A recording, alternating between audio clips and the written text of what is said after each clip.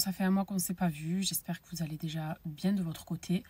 Du mien, je vais évidemment mieux. Voilà, puisque comme je vous l'annonçais, mon frère s'est réveillé.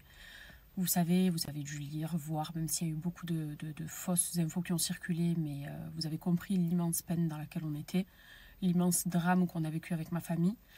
Et je vais tâcher de faire une story assez cohérente, mais pas trop triste non plus, puisque je me réjouis du fait que mon frère se soit réveillé. Et même si ça a été extrêmement dur et douloureux pour nous tous, on ne peut pas non plus ne pas prendre en compte que ça va mieux. Et c'est pour ça que je suis là, que vous m'avez face à vous aujourd'hui. Sinon, je pense que j'aurais coupé pendant je ne sais combien de temps. De toute façon, je m'étais vraiment détachée d'absolument tout ce qui ne concernait pas ma famille. Puisque c'est dans ces moments-là, comme vous vous doutez, qu'on remet toute sa vie en jeu et qu'on se rend compte de l'essentiel et de ce qui ne l'est pas. Voilà. Et vous savez, j'étais partagée depuis un mois, parce que ça fait exactement un mois et 3 jours. J'étais partagée entre un sentiment de peine profonde, la plus grande peine de ma vie, le plus grand drame de ma vie et le plus gros chagrin de ma vie. Même si je pensais en avoir connu auparavant, mais je me dis qu'en fait tout ce que j'ai pu connaître auparavant, c'était absolument rien à côté de ce par quoi on est passé. Et à la fois la haine. J'ai jamais eu la haine comme je l'ai eu et comme je l'ai encore à l'heure actuelle, puisque malheureusement, heureusement que ma peine a diminué de par le réveil de mon frère, mais ma haine, elle n'arrive pas à diminuer et je ne sais pas si elle arrivera à diminuer un jour. Cela dit, je voulais déjà introduire ma story en remerciant, mais du plus profond de mon cœur, le service de réanimation de la Timone, puisqu'on n'en serait clairement pas là où on en est aujourd'hui sans eux. Ils ont sauvé la vie de mon petit frère. Voilà, par la grâce de Dieu et par toutes nos prières qui ont accompagné justement toute cette épreuve. Mais sans eux, honnêtement, on n'en serait pas là aujourd'hui. Ils ont été tout simplement formidables. Et ils ont fait un travail remarquable sur mon frère. Mon frère, quand il est arrivé, c'était quasiment la fin. Voilà, il était en pleine hémorragie, dans le coma, donc c'était la fin. Ça ne tenait même pas qu'à un fil, ça tenait à, je sais pas, à quasiment rien. Et le médecin qui l'a opéré lui a sauvé directement la vie le soir même, sinon il ne serait plus parmi nous aujourd'hui. Mais le problème après, c'était un long coma. Et on sait qu'on peut ne pas se réveiller d'un coma. On peut se réveiller difficilement d'un coma et on peut avoir de très gros handicaps de par le réveil d'un coma, suite au réveil d'un coma. Et c'était du coup nos plus grosses craintes, déjà que mon frère ne se réveille pas, puisque son pronostic vital a été longtemps engagé. Et vous ne pouvez pas vous imaginer, quand je vous disais torture psychologique, c'était une torture psychologique. Tu as l'impression qu'à l'intérieur, ça te ronge, que ton cœur se ronge, que tu as du mal à respirer et des angoisses permanentes du matin au soir. Tu ne peux plus dormir la nuit, tu vois tout. C'était très, très, très, très compliqué. Je sais que les personnes qui sont passées par là le comprennent. Et c'est pour ça que les personnes qui nous ont accompagnés durant notre épreuve à travers le service de l'AREA, dans le service de l'AREA, que ce soit les médecins, les infirmiers, les aides-soignants, le personnel là-bas de l'hôpital aussi, ont été juste formidables. Et ils ont fait des miracles sur mon frère. Voilà, donc on sait que les miracles viennent de Dieu. Et mon frère est aujourd'hui, d'ailleurs on l'appelle tous comme ça, un miraculé. Mais ils y sont pour beaucoup. Et je tenais vraiment à commencer cette story par les remercier. Je leur suis et leur serai d'ailleurs reconnaissante toute ma vie de ce qu'ils ont fait pour mon frère, de nous avoir ramené mon frère parmi nous. Je parle au nom de toute ma famille d'ailleurs, puisqu'on pense tous la même chose. On leur est tellement reconnaissant de ce qu'ils ont fait. On voit que c'est un travail qui est très difficile, un travail que je ne connaissais pas spécialement moi, puisque je ne suis pas dans ce corps de métier. Et c'est vrai que j'ai eu très peu de cas de ce genre-là autour de moi. Mais une fois que tu y es et une fois que tu subis en fait cette peine, tu te rends compte du travail qu'il y a derrière, tu te rends compte des personnes qui reçoivent tous les jours, des personnes accidentées, des personnes agressées, etc. Et c'est vraiment un métier en or qui nécessite un mental d'acier et surtout un grand cœur. Et ça a été le cas. Moi en tout cas je les vois comme ça, ces personnes-là, c'est des héros tout simplement. Les services en réanimation, même je pense à travers tous les hôpitaux confondus en France et dans le monde, vous êtes des héros. Et je tenais à commencer cette story en vous remerciant encore une fois du fond de mon cœur et en saluant votre travail. Et tout simplement, vous nous avez sauvé la vie de mon frère. La dernière fois qu'on s'est vus, vous et moi, c'était il y a 1 mois et 3 jours. Ma dernière story ce jour-là, c'était d'ailleurs le partage de la fête de l'école de mes enfants. Le soir, on est sur la route avec Noré et les enfants. Et là, on reçoit un message. Message disant à Noré, Noré, tu as vu ce qui se passe avec le frère de Cam? Noré dit non. Et on nous apprend que mon frère est dans le coma, avec un pronostic vital engagé, suite à une agression. Je ne vous raconte pas l'état dans lequel j'étais. En fait, j'ai fait une crise. Je pense que mes enfants ne m'ont jamais vu dans cet état-là. Les pauvres, même, ils pleuraient, ils étaient effrayés de me voir. J'étais dans l'agonie. J'ai eu un vrai choc. Et vous savez, je racontais ça à mes cousines. Après un accouchement, parfois les femmes, on est prise de tremblement et on a la mâchoire qui claque et les dents qui font ça. Et bien c'est exactement ce que j'avais. Mes dents claquaient tellement fort que je pensais que j'allais les casser. J'ai hurlé. C'était très très très très très très dur. Et j'ai surtout compris que c'était grave. À travers juste ces 2 mots, j'ai compris que c'était grave. On est rentré aussitôt à la maison. J'ai tout cassé, je crois, à l'intérieur de la maison. Je faisais la tournade, je hurlais, je comprenais pas ce qui se passait. À ce moment-là, ma mère était en Algérie en plus. Donc tout était trop compliqué. Chaque membre de ma famille était difficilement joignable. On ne comprenait pas ce qui se passait. On n'avait pas de détails surtout. On finit par en avoir. Sans trop, de manière pas assez explicite en fait. Donc par chance, on prend le premier avion qu'il y avait 3 heures plus tard dans la nuit. Un vol direction Marseille. Je le prends direct. J'arrive à l'hôpital. Et je vois mon frère dans cet état-là. Ça se passe de commentaires. Voilà, je vais vous épargner l'état de ma famille et de moi-même, de mes parents, de ma soeur, de mes tantes, de mes oncles, de mes cousines, de mes cousines. C'était... Je ne peux pas vous décrire. Voilà, je ne peux pas vous décrire, mais le pire drame de notre vie à tous, en fait, clairement. En tout cas, l'un des pires pour tous les membres de ma famille, mais le mien, c'était horrible. Et là, on se rend compte de ce qui s'est passé, on nous explique, puisque mon frère a subi un passage à tabac avec acte de barbarie. C'était d'une cruauté extrême et il a été laissé évidemment pour mort au sol, en agonisant, en pleine hémorragie, avec les oreilles, le nez et la bouche qui coulent. Voilà. Je vais éviter de rentrer dans certains détails, vous vous doutez bien, et je pense que vous me comprendrez à ce niveau. Mais j'ai tellement lu en fait de choses fausses aussi à ce sujet que je me suis dit à un moment donné, il faut rétablir la vérité, puisque mon frère a subi une injustice. Il a tout simplement été mal garé. En fait, sa voiture gênait. Sa voiture gênait un groupe de... Comment rester poli? Un groupe d'entités. Voilà, on va les appeler les entités. Et plutôt que de dire tout simplement à mon frère, excuse-moi s'il te plaît, ta voiture, eh ben on l'a insulté, on l'a agressé verbalement. Et mon frère qui sort de la voiture en disant, à qui tu parles? Tu ne me connais pas, il y a des façons de parler aux gens, qu'est-ce qui se passe? Et là, quand on voit que mon frère fait 2 mètres et que c'est une armoire, la meilleure solution, en tout cas leur solution à eux, a été de l'attaquer en groupe. Voilà. Et il s'est fait battre par une 12aine de personnes. Donc est-ce que vous comprenez le sentiment de haine que j'ai? En parler, je vous jure, j'en suffoque, même si ça fait déjà un mois et que chaque jour avance, j'en suffoque de me dire que de nos jours, on est en France quand même, et que ce genre d'agression-là se passe sur une personne innocente qui ne les connaissait pas, qui ne les avait jamais vus de sa vie, qui ne leur a strictement rien fait. Mais parce qu'on s'est dit, c'est voilà, il a une tête un peu d'ange. Vous savez, mon frère, il a une petite gueule d'ange. Il fait pas du tout cramer. Donc on s'est dit qu'on pouvait justement, que ça allait être la victime parfaite et quelqu'un de bien à agresser. Voilà. Donc nous, on apprend tout ça dans la foulée et on voit mon frère dans le coma. Donc les personnes qui ont vécu ça, vous comprenez. Il n'y a rien de pire que de voir un membre de sa famille ou une personne qu'on aime dans le coma, branché. Et...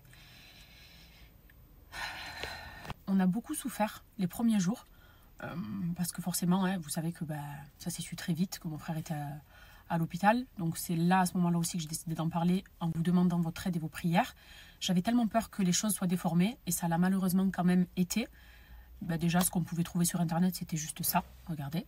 Vous voyez ce genre d'article, et encore ça c'est juste le screen que j'ai, mais sans vous donner vous partager tous les messages que j'ai pu lire aussi, qu'on accuse mon frère qui est actuellement dans le coma, qui se bat pour sa vie, qu'on est en train de regarder en pleurs, en priant et en essayant d'être solidaire en famille, de lire qu'on colportait des choses fausses sur lui, qu'on l'a associé à un accident duquel il n'avait strictement rien à voir, un accident qui nous a beaucoup peiné aussi à nous, parce qu'on a partagé la peine de cette famille, mais me dire qu'on a mêlé mon frère à ça, ça m'a rendu dingue.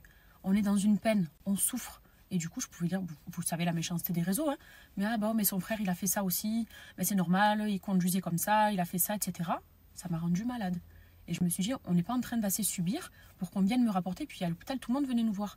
Et puis il y a même des personnes à qui j'ai dit, c'est bon, stop, je veux plus rien entendre, je veux plus rien savoir. Parce qu'on te dit, regarde ce que ça dit, Cam, faut que tu prennes la parole, faut que tu rectifies ça, etc. Mais déjà, t'as pas que ça à faire. quand tu es en réanimation et que ton frère, sa vie ne tient qu'à un fil. Mais malheureusement, vu que c'était en train d'être repris partout, que ce soit les médias, les blogueurs, les sites internet, je me suis dit, il faut que je coupe quand même la racine. Parce que ça va l'accuser de je ne sais trop quoi, alors que c'est une victime, mon frère. C'est une victime qui a subi une agression gravissime et on est en train de l'accuser de choses horribles. Horribles. En plus, on n'a même pas de respect pour les deux familles, que ce soit la nôtre, mais même l'autre famille. L'autre famille, elle est dans la souffrance aussi. Et de lire aussi des choses comme ça, c'est juste être sans cœur. Mais ça fait partie du monde des réseaux sociaux. C'est pour ça que ma parole aussi, elle a du poids. J'ai de l'audience. Je me suis dit que qui d'autre que moi pouvait rectifier ça, puisque même si on le disait à d'autres ou d'autres personnes, ce ne serait pas assez relayé. Et je voulais le faire via ma story à moi. C'était d'ailleurs le dernier partage que j'ai eu avec vous, il me semble. Mais de lire ces choses-là aussi, ça t'énerve. Tu te dis, je ne suis pas assez dans souffrance qu'on en rajoute. Les gens n'ont pas de compassion, en fait. Et en même temps, je ne peux pas leur en vouloir. L'être humain est fait comme ça. Mais quand une personne est en train de souffrir de par une situation, il faut vraiment la laisser tranquille. Et ne pas inventer de choses fausses, ne pas en rajouter, ne pas surfer sur ça. Parce que ça aussi, les personnes qui surfent dessus, c'était une autre histoire. Et on a fait preuve de beaucoup de patience. Étant donné qu'on est rentré brutalement de Dubaï avec Noré aussi, sans être prêt, moi j'ai pris, je crois, 2 pulls, 2 jeans. Pareil pour Noré, pour mes enfants, j'ai strictement... Enfin, on n'avait pas notre tête à ce moment-là. Donc mes enfants, heureusement que j'ai une grande famille aussi, ont été chez chacune de mes belles-sœurs avec leurs cousins et cousines, puisque les enfants ne pouvaient pas rentrer en réanimation, c'était pas possible. Et je voulais vraiment être auprès de mon frère du début à la fin, de quand les portes s'ouvrent jusqu'à ce qu'elles se ferment. Et en fait, c'était tout un mois qui s'est passé comme ça. Voilà, avec ma famille, on était à son chevet tous les jours. Quand une personne est dans le coma, tu es juste là à la regarder, à prier. Hein. On essayait de lui parler, on essayait de... Voilà, mais bon. On était quand même conscients, puis chaque jour, que les médecins, on avait des rendez-vous tous les matins. Il y avait des jours où ça nous donnait un peu d'espoir, d'autres jours où on n'en avait plus du tout. Et c'est pour ça qu'on se rattache vraiment à ces prières. Et c'est pour ça que je vous suis également, comme vous êtes avec ma famille et moi, très reconnaissant, extrêmement reconnaissant, parce que vous avez tous, mais vraiment pour la plupart en tout cas de ceux qui me suivent et qui verront probablement cette story, priez pour nous. Et juste pour ça, je souhaite qu'il s'agisse d'un malheur dans vos vies ou d'un bonheur, que Dieu soit vous apporte tous les réconforts dont vous aurez besoin et toute la force et tout le bonheur que vous méritez parce que vous avez juste été bon vis-à-vis de nous. Et même si vous traversez un bonheur, que Dieu vous l'amplifie et que ce soit encore plus heureux pour vous. Vraiment, je vous souhaite tellement de bon. Et vous savez, quand on priait chaque jour pour mon frère, et je savais que vous priez aussi avec nous, par moments, moi je me déconnectais beaucoup de mon téléphone puisque de lire certaines choses, ça nous rongeait. Et à des moments, il fallait le faire parce que sinon, c'était plus possible. Mais par moments, je regardais quand même et je me disais, waouh, le soutien, la solidarité.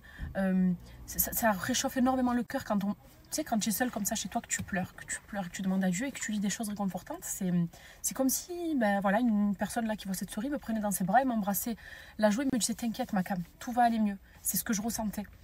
Et vous ne pouvez pas vous imaginer de la puissance de vos mots, de vos messages, mais surtout de vos prières, puisque je reste convaincue que si mon frère s'est réveillé, c'est grâce à tout ça. C'est grâce à Dieu, premièrement, c'est grâce aux médecins, mais aussi grâce à nous, grâce à toutes ces prières-là, parce que sinon, ça ne se serait pas passé comme ça.